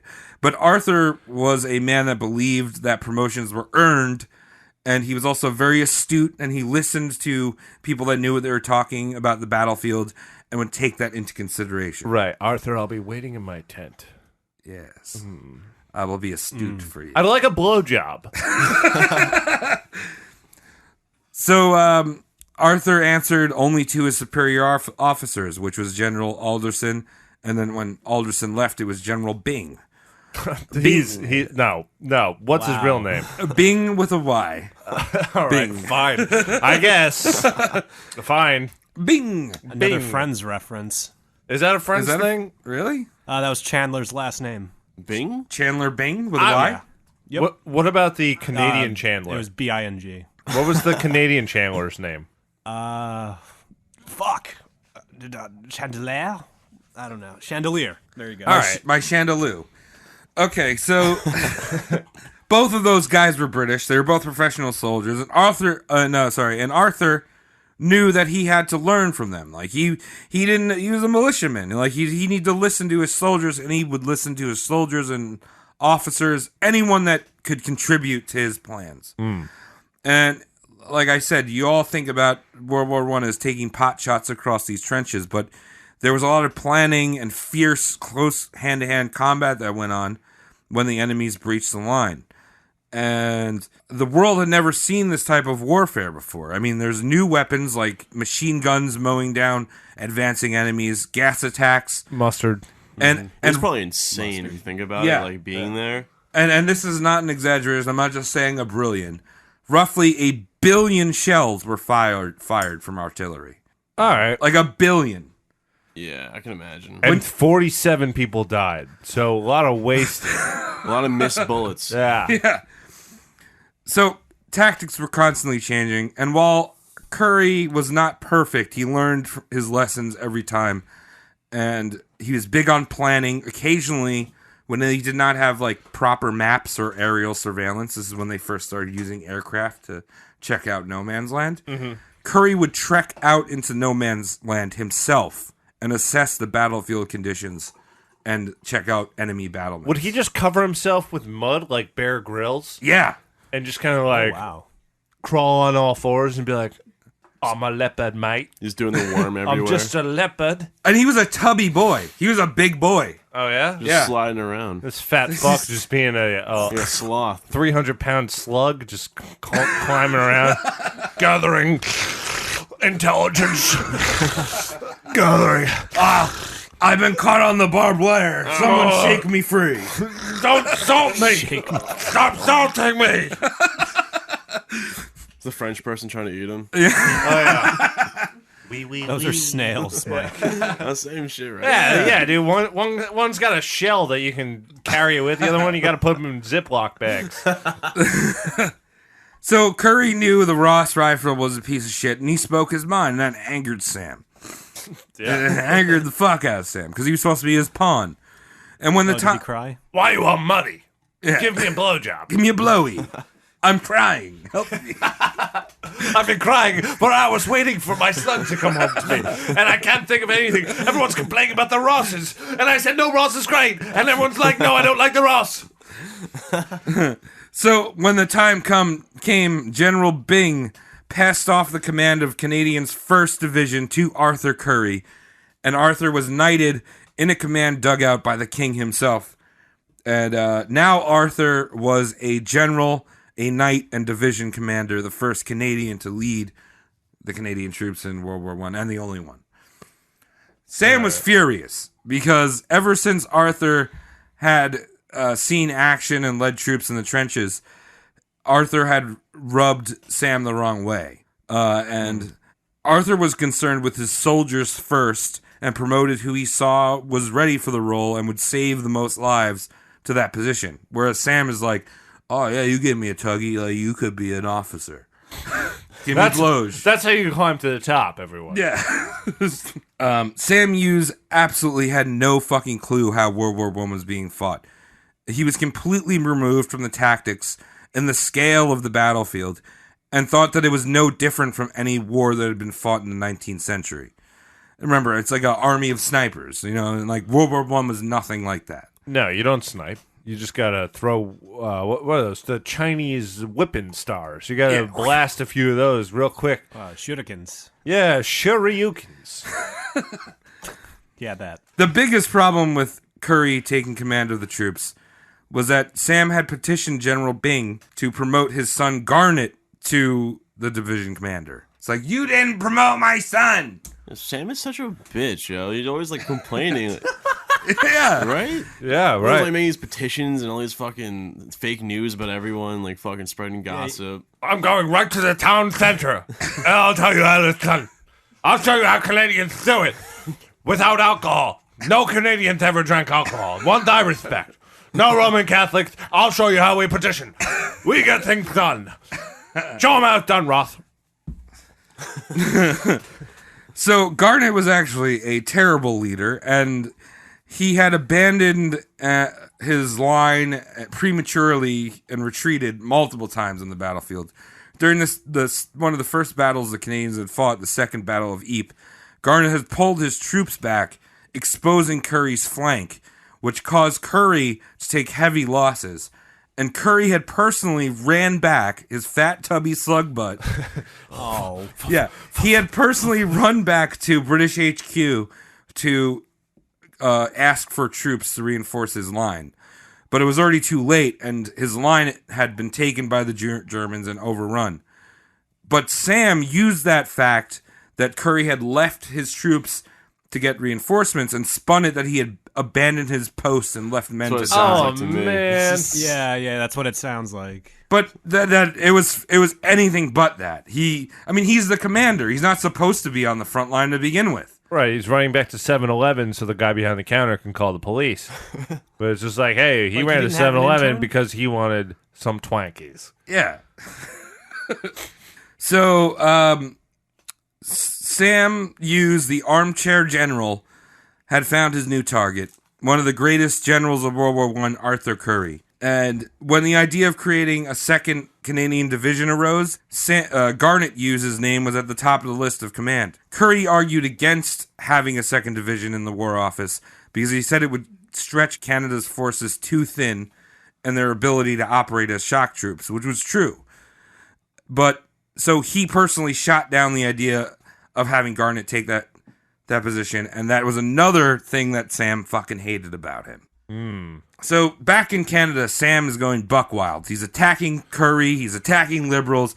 Anyone with German heritage was labeled as a spy, and he was just like completely off the collar. He would take some trips over to Europe to get his recognition that he needed, but the soldiers hated him, and he would have them parade with these. He would have these tired, shell-shocked men parade and stand at attention for him. Look how happy they are. Yeah. I want to go home, please. Exactly. My feet stink. I have no shoes. Where'd my shoes go? They dissolved. Here, put the Roscoe in your hand. Just march. Spock, dude. I bought. I got a coupon for Domino's. I'm gonna get you a lot of Domino's when you're done with this. Okay, you understand? I can't see from the mustard gas. Your face looks like a meatball, but you're full of Canadian pride. Okay. So Sam cried to the War Office now, and he was like, "Make me a lieutenant general. I'm not a general. I need to be a general." And they gave him to him. I'm like, "Yeah, okay, Sam, you're gonna be a general." Sounds easy in Canada. Just like, yeah. This guy was such an asshole and so persistent that he just got his way. That was like his tactic. He was just, Canadians are They're polite. too nice. Like, fuck, I can't be yelled at this guy. Yeah, Canadians, Oh, take a wow. lesson from this. Be not as nice. So during the summer of 1916, on a trip to the training fields in England, Sam had finally crossed the line. Prime Minister Borden. Finally? Yeah. Finally, this Oh, wow. fucking nerd? Yeah. Prime Minister Borden had told Sam specifically on this trip not to give commands or restructure anything without going through the proper channels. You're just here to be Stop here. crying. Yeah, just show up, give your stupid speeches, come back. And when Sam went to the camp, he created a sub-militia consisting of only his cronies and started barking orders and promised that Canada would soon have 4 divisions. This was the final straw. When Sam returned back to Canada, Prime Minister Borden gave him the sack. And in the words of Lieutenant Colonel J.J. Creelman, Yeah, that's a real man. yeah, J.J. Creelman, in responding to Hughes getting the axe, he says, "I don't like to kick a man when he's down, but I'm willing to break 9 toes in kicking Sam in the stomach or face or anywhere else." Captain. Oh, thank God. Yeah. But wait, Not the 10th. he might start crying though. Even while Sam was a simple MP, Minister of Parliament, he was still causing trouble. Now, we all know the tremendous loss of life in World War I, and by the time of armistice on November 11th at 11 a.m., 1918, roughly 9 to 11 million military personnel had been killed, at least 23 million soldiers had been wounded, and millions more were silently suffering from shell shock, which is what we know of as PTSD. I'd like to right now take a minute of silence on the podcast Serious shit. that I will cut out in post. Wow, that was really touching, guys. Right? Wow. Good job. Canada had lost 53,638 men. They weren't even close. Like, they didn't need to be there. Right. That's the best part about this. To put this in perspective, the UK had lost 744,000. Austria-Hungary had lost 1 million. Holy shit. Russia had lost 1.7 million. Yeah, but that's easy. And That's not coming. Germany had lost 1.8 million. So, I mean, they did lose a lot of men, but, in perspective, there was some saved. There was less people, but the Canadian public, the thing about the war is that the Canadian public only had heard death counts from the individual battles. So, like, Vimy Ridge, which the Canadians had won in this 4-day battle, in 4 days they lost 10,000 men. Jeez. And at Passchendaele they lost 16,000 men. Oh my God. And that was over the course of a few days. So, and also on top of that, the Germans were circulating papers in Canada saying that the Canadians had lost 200,000 troops. Wow. So these numbers scared the public, and for many of whom had loved ones over on the front. So slimy Sam Hughes came in. Now he's not the minister anymore. He's just a regular MP. He starts labeling Arthur Curry as the butcher. Saying that he was incompetent and his drive was for recognition. He was carelessly sending the boys into the meat grinder. Absolutely. Right? So this could not be further from the truth, because Arthur was really one of those generals that cared about his troops. He grieved for them, and he personally felt responsible. There were many times where Arthur got an order from the British War Office that he didn't agree with, and he would argue and put he'd risk getting a court-martial to, like, get more information or, like, try to survey the battlefield better for his boys, back to Sam. In the final 2 years of the war, Sam tried to start a third-party political party called simply the War Party. Which would overthrow the Canadian government. That's good. Come on, Sam. Just the War Party. At this point, in the eyes of Parliament, Sam was a complete joke. But this joke still had teeth. Many of the conservative people, his pundits, and the conservative press believed all of his bullshit. And, I mean, it became very evident to people that knew him personally that he was becoming extremely paranoid and showing signs of dementia. So when the war was over, Sam continued to call Curry the Butcher, saying that Curry was a murderer, a coward, a drunkard, almost everything bad and vile on this planet. He even tried to summarily I'm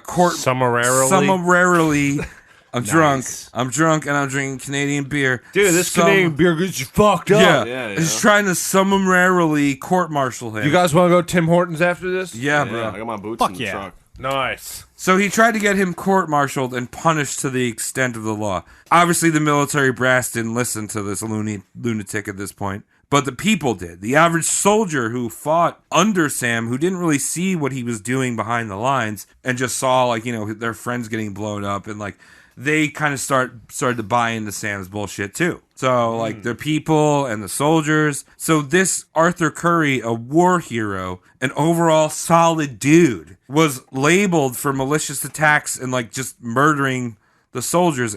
And this stigma about this guy lasted way long after Sam had died. Like, he lived almost his entire life being labeled like a murderer. Imagine if Sam had a Facebook.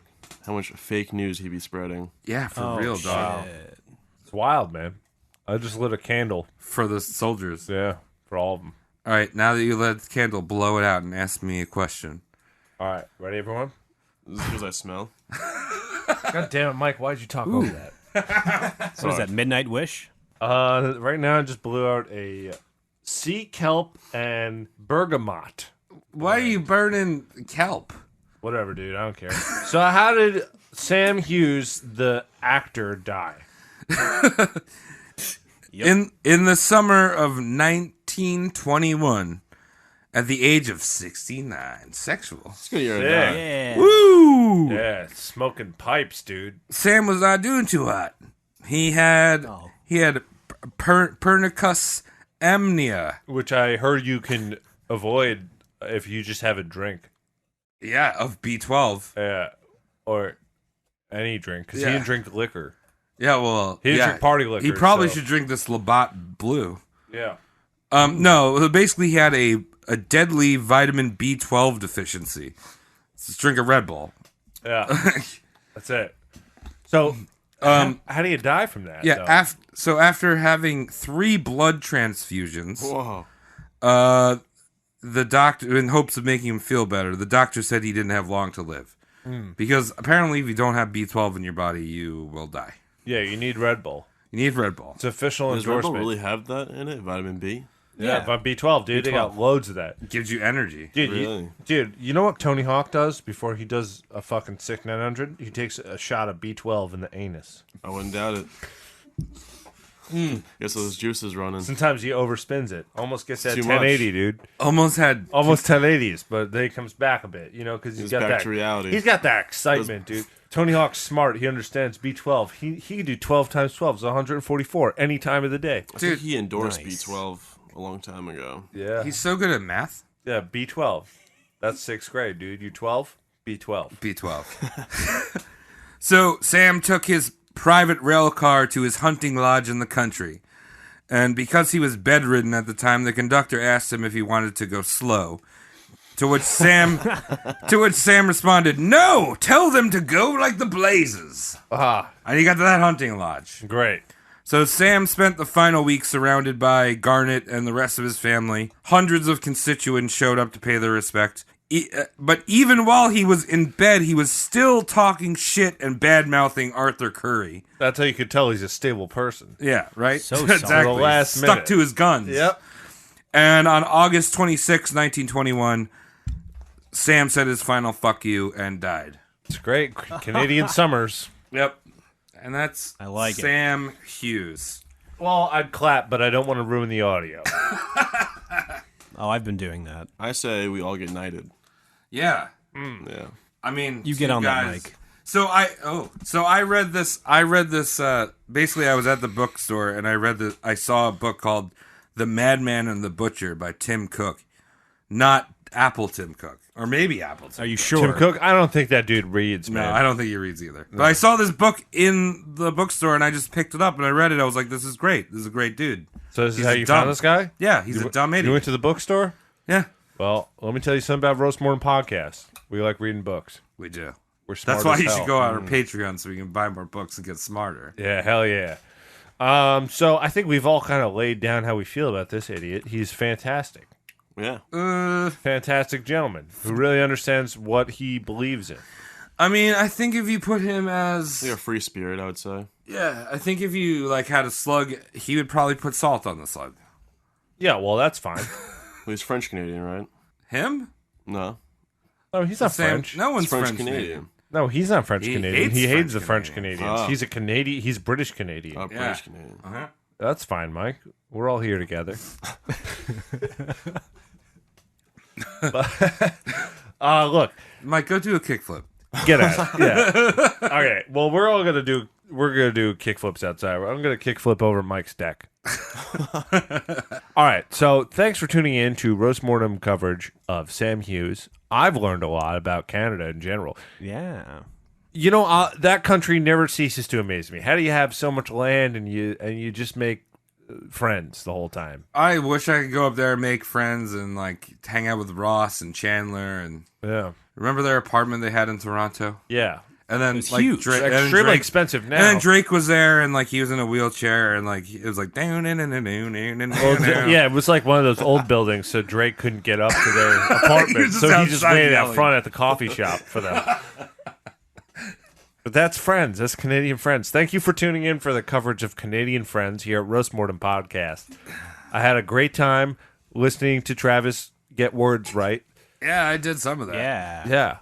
So why don't you follow us? If for some reason you don't already, we got the Twitter, we got the Instagram, Roast Mortem Cast, and then we got a Gmail. You can choose a lovely email. We just got a lovely email. Yeah, we just got one the other day. We're just writhing with joy about it. We had them framed in each of our fridges. We frame all of our emails, even the ones from Squarespace or eBay. All those ones. We frame them all. I'm running out of wall space. Yeah, we also got the Patreon, patreon.com/roastmortemcast. Hit us up there. You don't even have to give us money. You could just like say fuck you there. Yeah, but you know, let's be real.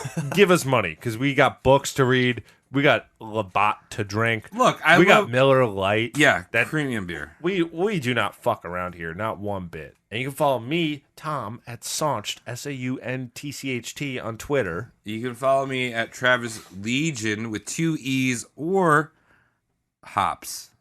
I just straight up Hops at Gmail. All right, cool. You can find me on the Twitter at Cody McCann, CODYMCCANN. And you can find me at Mike Regan with 2 N's. I think the moral of this whole episode is just yell loud enough and it is facts. Yeah. So just go out there and make facts. When you cry, you'll Alex get your Jones way. approach. Yeah, cry, you'll get Crying your your way. way to the top works. Yeah. So go cry out there. Use onions. Applause to everyone crying right now. Drop those tears. If you crying, if you're then crying you and don't you have know enough of shit to do. Thank you, Shane. Drake shit.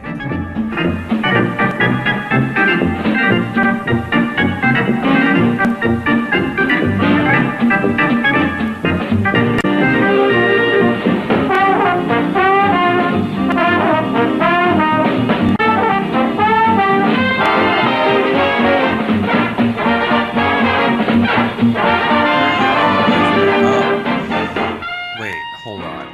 Did the end of the episode happen? Are we doing this thing that we usually do? Travis, it's the end of the episode. It's been a while. It's been a while. Yeah. But now we gonna kill some people again. I have not done an obituary in quite some time. Don't really care. Don't really care because these are my friends dying. Yeah.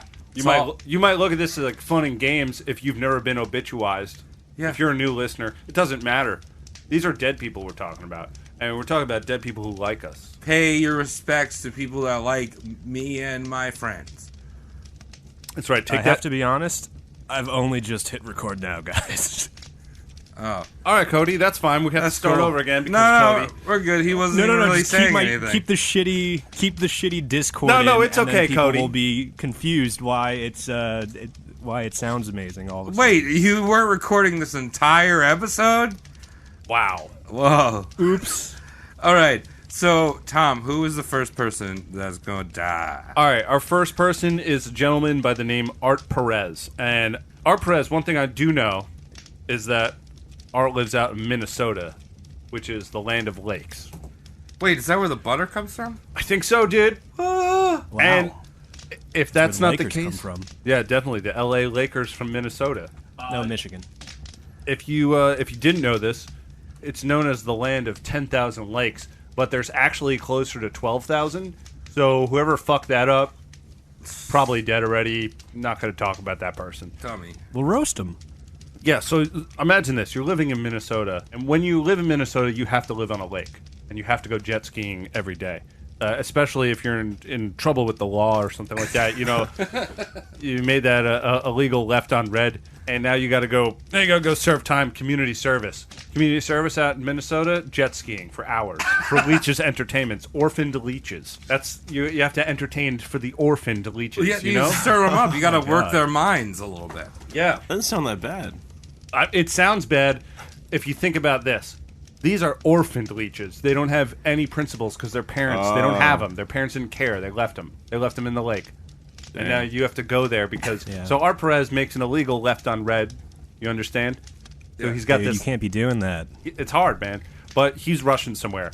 So he goes to court and they're like, oh, you got to do 1,000 hours of jet skiing over these orphaned leeches. Well... That's very specific. He's about a few hundred hours in to his community service for these orphaned leeches. Dude, his calves are probably so big right now. Dude, Art's killing it, all right? My dude out there, he's doing his community service. He's doing everything right. He's getting library books. Like, he's bringing them to the jet ski. He's like, oh, here it is. Here's books I got for free. They're not that good. They have typos and shit because they're from Mexico. But whatever. So Art's doing his job, and then all of a sudden, we got an angry daddy leech who decides he wants his kids back. Ooh. And this leech Oh, is fuck. got no time for this. He's like, you're not going to teach my kids how to read this bullshit. Nuh-uh. Because, you know, also Angry Daddy is a professor, literature professor, so he's trying to teach all the other kids, and you're just like, I'm just doing my job. That's you right now. I'm just doing my job. Oops. Daddy Leech comes out, sucks that whole dick off the body. That's what they do. Sucks him dry. Sucks him dry. You got fucking a sun-baked Art Perez cruising away on a jet ski into the sunset, dead as all hell. And that is how Art gets it. Thank you very much, Art, for your Patreon. Yeah, you crazy ass motherfucker. Yes, and we Rest in appreciate peace. that. Patreon is, even though you're dead or not, we still get your money after you're dead because it's automatic payments. So, Cody, who's the next person Yo. that's dead? Next person dead is the one, the only, Love the Bob-omb. And a quick look at his Instagrams suggests he's a man of beer and tabletop games. That's a fine combination, if I do say so myself. He also, I think, has one of the best names in the business. It's good. Video game reference. Sex. No, I mean, Robust. his name is a great name. Travis, it's Oh, probably good. okay. You doxing? You doxing, son? I'm not doxing. these people do give up their information beforehand. Yeah. And I just know that they don't care. They don't care. They listen to this podcast. They're beyond. They're enlightened. Yeah. You can have their information. It They doesn't woke matter. as fuck. Yeah. Yep. Take it. All right, so tell us how Travis dies. So, alongside the pictures of tabletop games and beer drinking, you can also see him extracting honey from a hive. He's a beekeeper, or at least shares interest with beekeepers. That should be illegal. One day he's out there, he's suiting up, he's getting ready to get down and sticky with them bitches, with them flying buzzy bitches. He's there, he's smoking out the hive, he's using the bellow. Oh, yeah, and bro. what's that? Yeah, bro. Just as he's pulling the first honeycomb out, he notices something in the air. Something not right. Me The what bee starts honeycomb? stinging through his suit. Like, what's going on? He's freaking out. He drops the honeycomb. He looks around, and he notices it's not regular smoke, but PCP smoke. His goddamn beekeeping intern fucked up and switched everything. Oh, shit. Beekeeping intern. Wow. Yeah, you know those. I didn't want to directly attribute him to mishandling PCP, so it was the intern's fault, right, Mike? That's right. He's not paid to say that. So the bees are super aggressive. They're tearing apart. They're going through the protection of his suit. Love the Bob takes out his trusty revolver, puts a bee in his gun sights, and fires off all 6 shots. They all hit, but this bee does not die. Wait, is one bee or did he and just kill 6 bees? No. He unloads 6 into one, but the bee keeps coming. You know how PCP is, right, Travis? Yeah. BCP. Ah, I like that. Let's get Jerry Seinfeld to plug that later. So the PCP-riddled bees are coming at him, all 800 strong, and Love the Bob-omb does the standard Saturday morning cartoon thing and just jumps into the nearest lake. Mm-hmm. But hey, these are bees on PCP. They don't give a fuck. They don't give a single fuck about physics. So the bees go in the lake, drag him out, and just stomp him to fucking death right then and there. Oh my god. Wow. Rest in peace. Love the Bob-omb. Wait, with their erect stingers? How erect were their stingers? This is the birds and the bees conversation again. They're extra pointy. So erect. All right, cool. Africanized erect. Oh. Wow. Very racy right there. Yeah. Lexington Steel around. All right. And our last person to die is JoJo from Australia, down under, Great Southern North. Oh, good day, mate. Yeah. Southern Right? North. I like the Southern Yeah, North. it's where you go if it's summertime here, you go down there, it's wintertime. I don't even know how it works. It's something like that. Yeah. It totally flushes Earth the is other way. tilted. It's pretty neat. Oh, yeah. Thank you, JoJo, for supporting us on the Patreon. And now you gonna die. Because, all right, I've been all about this thing in Australia right now. I just bought a t-shirt about it. Have you guys heard of the bin chicken? Yes. No. The bin Yes, I have, chicken. actually. I have heard of it. Sorry, I was drinking more beer. The bin chicken is an ibis, and it's their equivalent to a pigeon, but it's grosser. It like poops on things. So Ew. Yeah, but pigeons poop on no, they things. don't. What- No, they don't. What is Anyway, that? What is It's like it? a vulture All right. pigeon. Is that liquid whiteout? What are they doing, pigeons? They're doing something. All right, well, whatever. She's doing a photo shoot because she does a lot of cosplaying. She dresses up as Canada's own Dingo McDingus, the girl kangaroo boy shrimp child. Wow. It's well. I mean, you guys don't know who that is. It's well known in but she would know because she's from Australia. Queensland. They Yeah. have that. I- Yeah. I Standard talked- diet is babies. So she's doing this photo shoot. She's got shrimp on all fingers because that's part of the character, right? And oh, good day, mate, shrimping. Oh, you get a shrimp and you get a shrimp. And she's like, all right, well, I'm a little hungry. And she goes, eat one of the shrimp. And she had very long nails, and the shrimps were attached to the nails. Like Oprah shrimp. She whips it up and she goes, Oh, no. and it goes over her head into a dumpster behind her back because she's doing this photo shoot in front of a dumpster. Oh, cool. That's how you do it in Australia. Yeah, so she walks over to the dumpster. She's like, let me get this shrimp out of the dumpster, you know. And I've only got 10 of them, and I'm really hungry. And she goes in there, a whole pack of bin chickens. Oh, baby ones or full grown? Full-grown beast bin chickens. That's disgusting. And they're just looking at Wow. up at her with beady eyes and make whatever, Australian sounds they make. Good day. Good day. Good day. Good day. Good day. Good eye. And they see the shrimp on her fingers. And let me tell you, it's kind of like the bee thing you're talking about, but let me tell you, bin chickens, when they go after shrimp, way more vicious than bees. Really? And she's... How big are their stingers? Their stingers are they're sturdy. They're sturdy and they're lengthy and girthy. All right. And they go to town on her. They rip her to shred like it's one of those Australian Burger Kings. Yeah. And then Oh, Hungry Jacks. That's how you die. You death by bin chicken. Death by bin chicken, getting shredded. Wow.